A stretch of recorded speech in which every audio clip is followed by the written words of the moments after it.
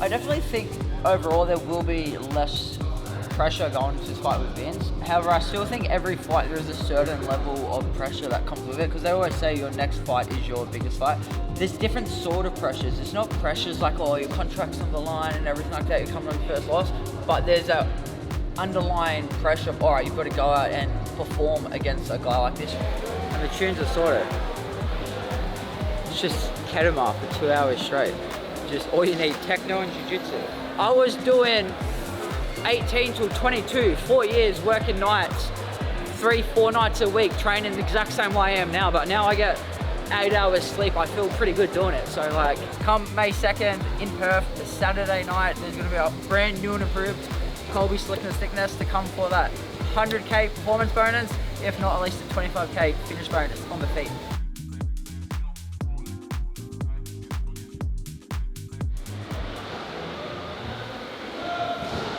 We're currently at Bangtao MMA, the weightlifting parts. We're doing session number 1 of 4 today.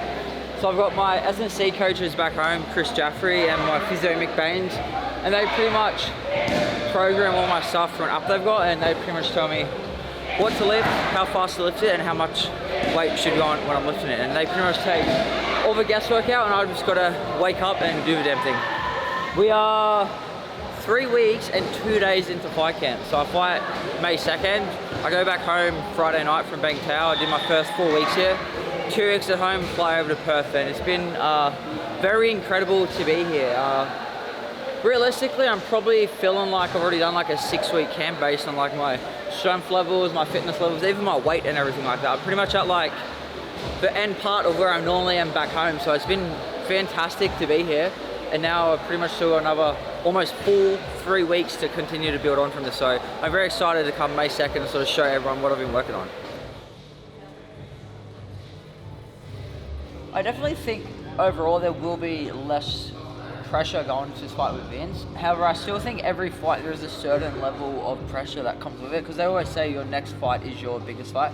Especially someone against Vince, like on paper, I think he's like 3-8 in the UFC. He's coming off 3 losses, only decisions though, but like he's a hard guy to put away, and he's like a crafty veteran. He's 36, he's had 26 pro fights. It's almost like triple as many fights as I had.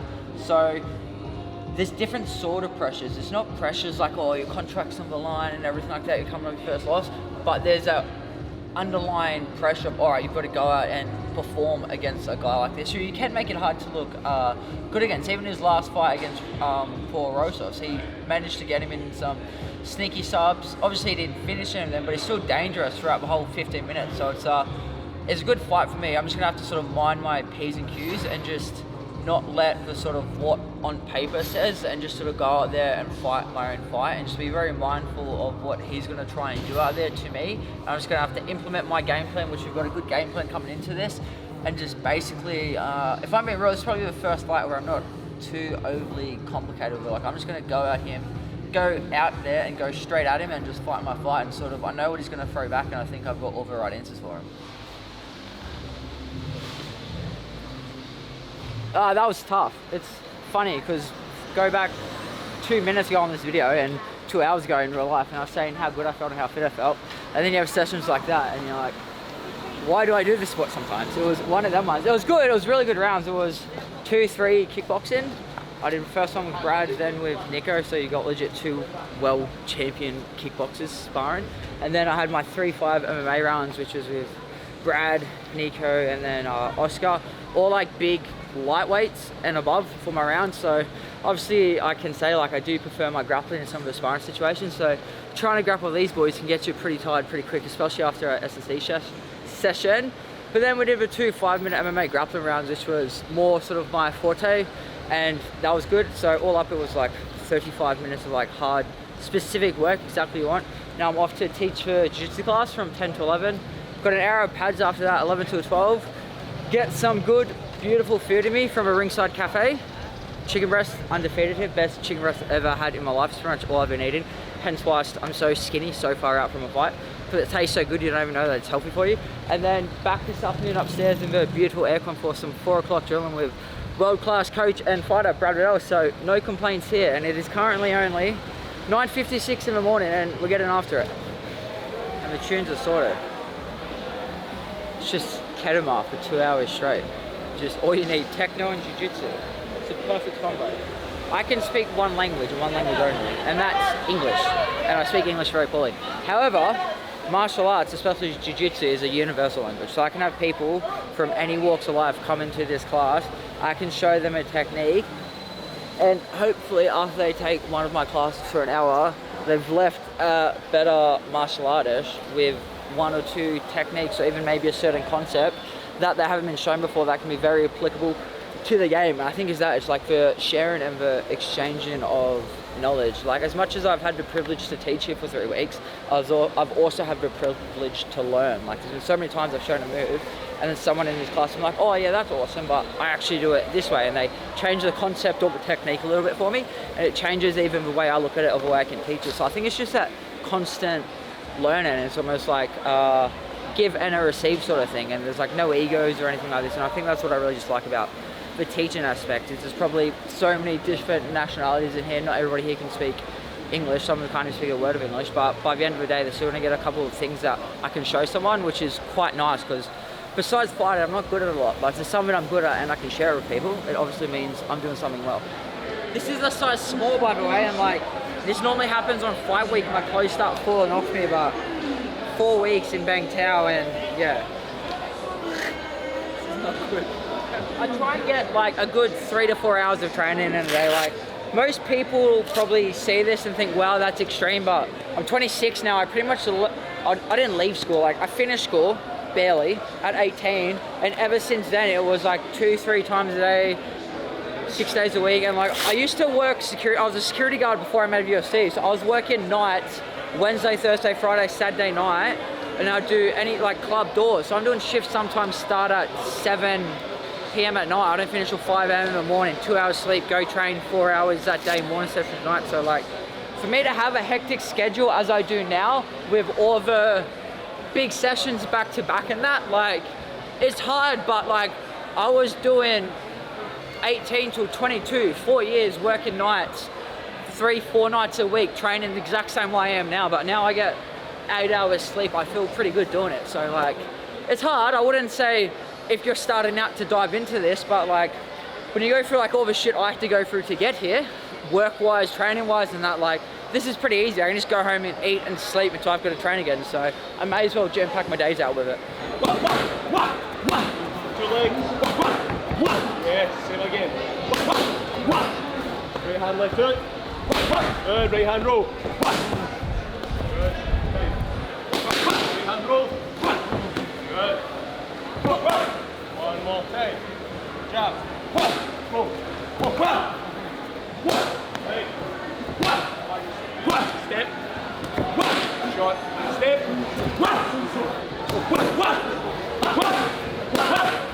Yes.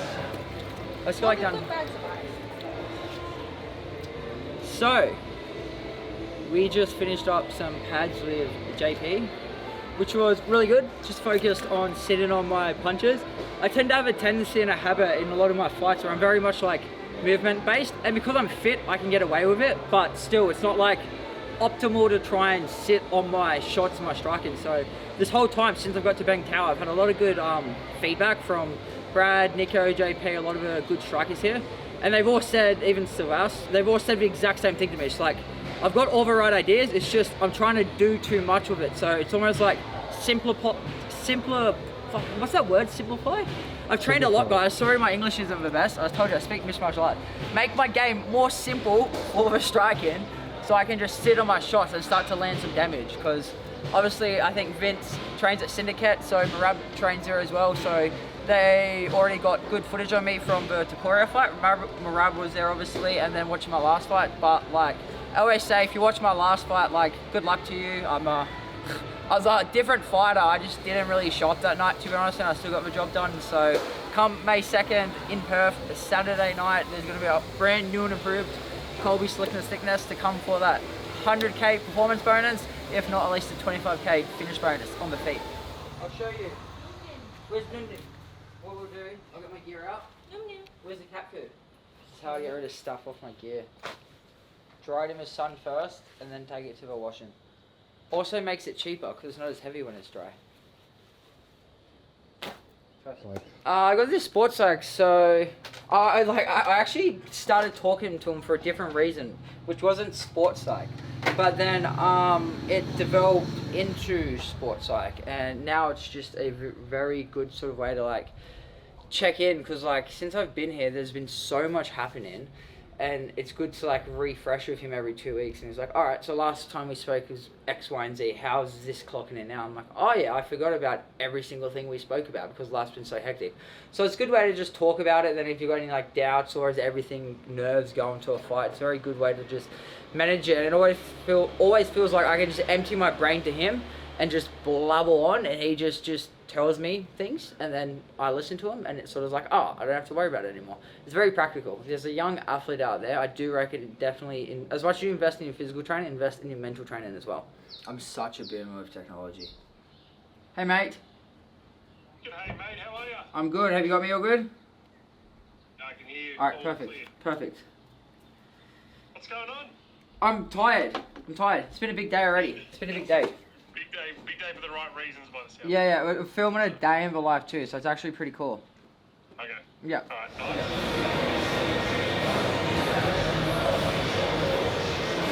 We're currently 48 minutes in. This is nowhere near as fun as it was at minute 4, but it's okay. It's got to be done. As you can see, I'm sweating absolute buckets doing this.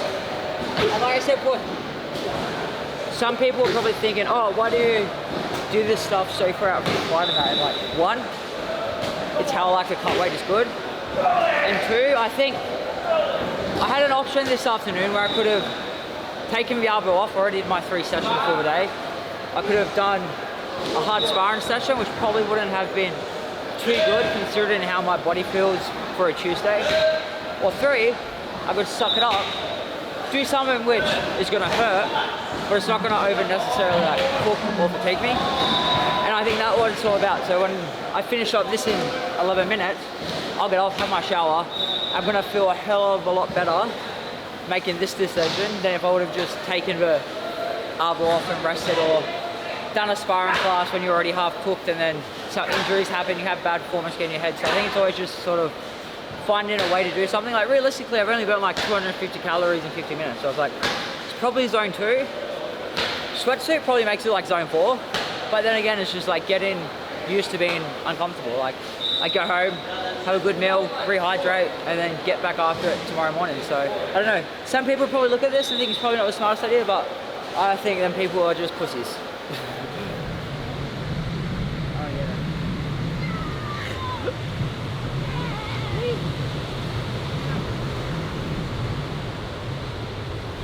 It is currently 5:24 p.m. Colby is very tired. I've had a big day, as you can see, with my current trainer schedule. This is just a Tuesday too, so I've got 3 more days like this. Then I have a Saturday morning session, and then that normally concludes like my full training week.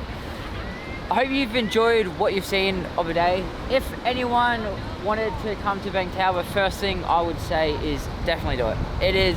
I've had the opportunity to come here through knowing the boys through all this time, and this is my first time where I actually took them up on the opportunity to come over and train, help out with some coaching, and just appreciate everything. And like, from even just for training partners, the coaches, even just the staff, the friendly vibes at the gym, like it's honestly probably one of the best gym environments I've ever been at. You've got classes going on all day, so regardless of what you're looking for, Bangtao has it for you. Whether you're a complete beginner, my partner actually started training here and she's never trained a day before in her life, and she slowly started to get into it. Where you got UFC guys in the training room, so it's been a unreal trip.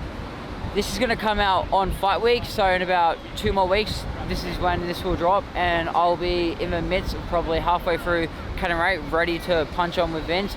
I'm very excited to see how the fight plays out. If I'm being honest, my only objective is to stop in within the 15 minutes, whether that's on the feet or on the ground. From as soon as that horn goes until it goes for the last 15 minutes, I'm just going to be coming for his head the whole time. And I wouldn't say, like, I'm not even motivated for this fight. Like, I just know what I have to do. I have to go out there and make a statement and really catapult myself up in these rankings. And he's a good veteran opponent to do on. He's never been finished before in the UFC, so I especially want to really come out, make that statement. There's a lot of sort of questions still lingering over my debut in my last fight, so I'm certain after this fight all them questions will be answered. So hope you enjoyed a day of the life of Colby Thicknesse over here at the beautiful Bangtao, and stay tuned for more content.